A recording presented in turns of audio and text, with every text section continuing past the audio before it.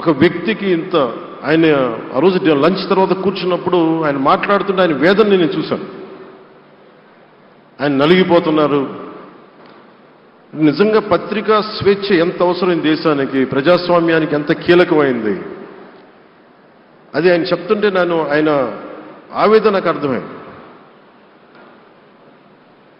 అలాంటి వ్యక్తి మీద ఎన్ని రకాల ఇబ్బందులు పెట్టారో మనందరికీ తెలుసు. ఒక పేపర్ ఒకటే నడపటం చాలా అది కష్టసాధ్యమైంది. కానీ దాంతోపాటు ఆయనకి నష్టపోవడానికి జనరల్గా అలాంటి విలువలు కమిట్మెంట్ ఉన్నవాళ్ళు మిగతా వ్యాపారాలు అంటే ఆయన్ని అన్ని రకాలుగా దాడులు చేయడానికి చాలా తేలిక. అలాంటి దాడుల్ని తట్టుకుంటూ యాజ్ ఎ జర్నలిస్ట్ ఆయన అన్కాంప్రమైజింగ్ యాటిట్యూడ్, అన్కాంప్రమైజింగ్ వాలర్, అవన్నీ ఆయన్ని నాకు చూస్తే చాలా చాలా ఆనందం వేసింది. ఆయన ఒకటే చెప్పారు నాకు, your upcoming political leader, I wish you all the best. నీ జీవితంలో నువ్వు కాంప్రమైజ్ అవ్వకు, what ever you believe in, నువ్వు ఏదైతే నమ్ముతావో దాన్ని త్రికరణ శుద్ధిగా చేయని చెప్పి ఆయన చెప్పింది నేను ఈ రోజుకి మర్చిపోలేను. అలాంటి మహానుభావుడు సంస్మరణ సభకి నేను ఈరోజు ఇక్కడికి రావటం ఆంధ్రప్రదేశ్ ప్రభుత్వం భాగంగా నాకు నిజంగా చాలా ఆనందంగా ఉంది. రైట్ టు ఇన్ఫర్మేషన్ యాక్ట్ దారిలో చూస్తూ ఉంటుంది దాకా ఎగ్జిబిషన్లో 2008 రైట్ టు ఇన్ఫర్మేషన్ యాక్ట్లో అది ప్రజలకు ప్రతిదీ తెలియాలి, ప్రభుత్వంలో ఏం జరుగుతుంది, ప్రభుత్వం ఏం తీరుతెన్నులు ఎలా ఉంది అని.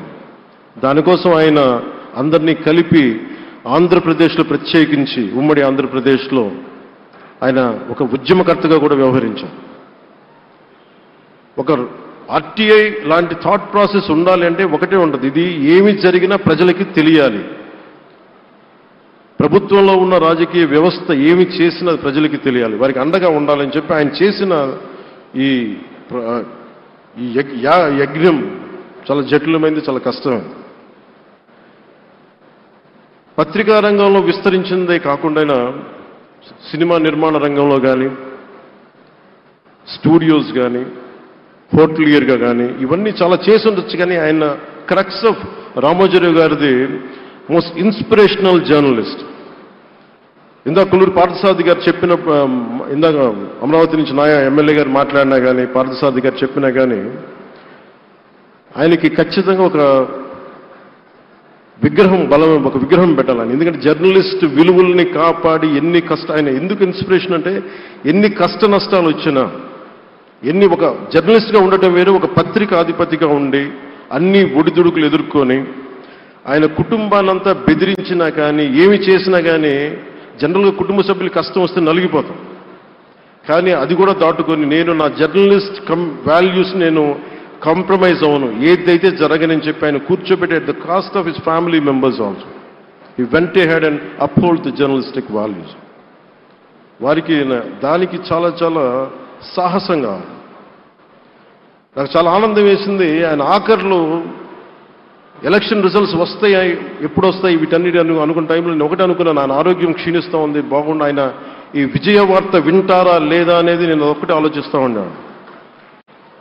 సో నేను శ్రీమతి శైలజా కిరణ్ గారిని, సుమన్ గారిని, శ్రీమతి విజయశ్రీ గారిని అడిగినప్పుడు నేను ఒకటి అడిగాను, ఆయన విన్నారా అండి, ఆయనకి మాటలు వినిపించినాయా?